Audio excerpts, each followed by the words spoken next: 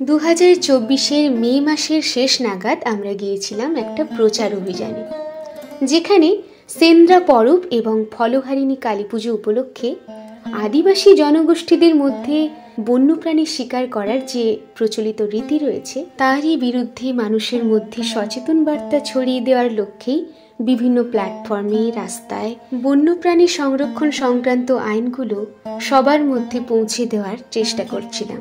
এই পৃথিবীতে নির্ভয়ে বেঁচে থাকার অধিকার সবার রয়েছে, সে কথাই যেন আরেকবার স্মরণ করানো।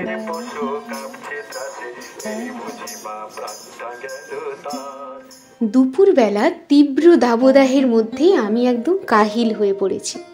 আর এসবের জন্য কিন্তু আমরাই দায়ী। আমরাই প্রকৃতির ভারসাম্য নষ্ট করে ফেলছি, আর তার ফলে প্রকৃতি আমাদের উপর প্রতিশোধ নিচ্ছে, তাই নয় কি?